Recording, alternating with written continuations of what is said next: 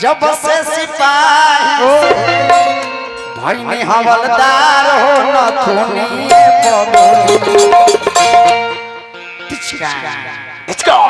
दरोगा जी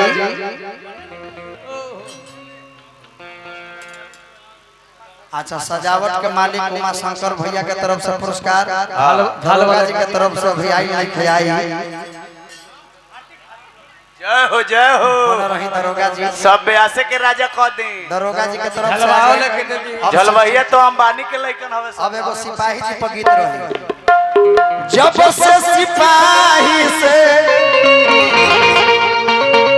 जब से सिपाही से अरे भैनी हवलदार हो नथुनी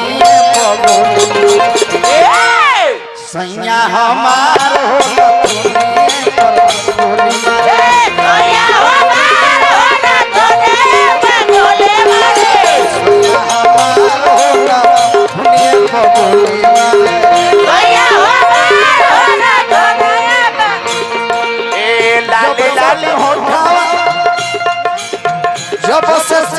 जब से सिपाही से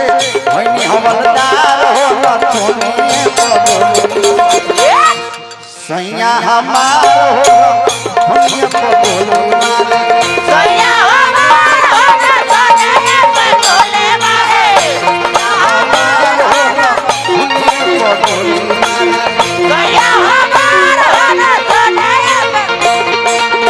लाली लाली उठावा से चुएला भैया हो तेरा से चुएला लाली लाली उठावा से चुएला भैया हो तेरा से चुएला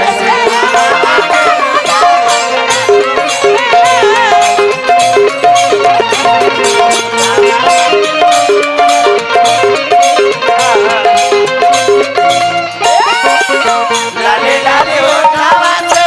चुएला भैया हो लाली लाली उठावा से चुएला भैया हो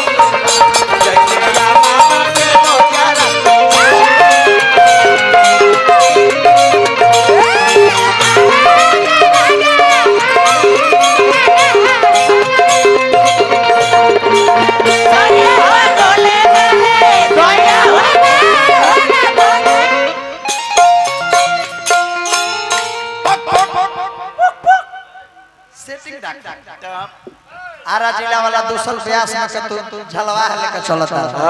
भाइयों दूसरे बारे झलवा कोई में बजावत हो झलवा गोपाल चाचा में के बस ताहर सेटिंग बुझाता है कि एगो राधा श्यामा बा एगो हो बाकी सब इन्ने तन्ने जने तरह के मैं जंगली हवा सब मैं ए बउआ जी हां हमर बलमुआ के तोहरी का बोलाई हो अपना बलमुआ के तोहरी का बोलाई हो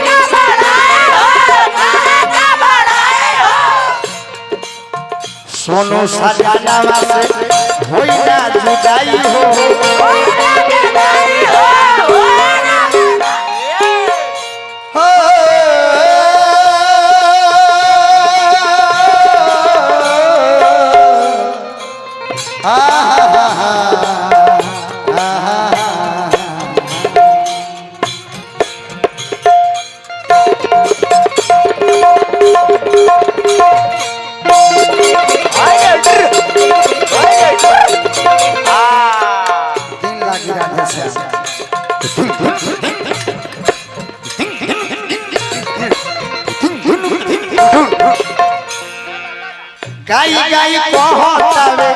गाई गाई कहतावे खुदवा लयदार हो नथुनी पगुनी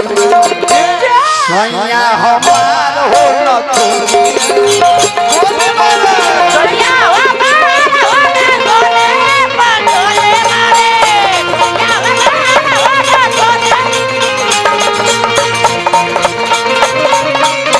पगुनी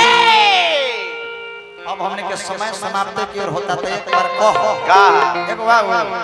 अच्छा चलिए अरे वह सबके जैसा आदेश हो गजल का हो जाओ अरे भैया कहे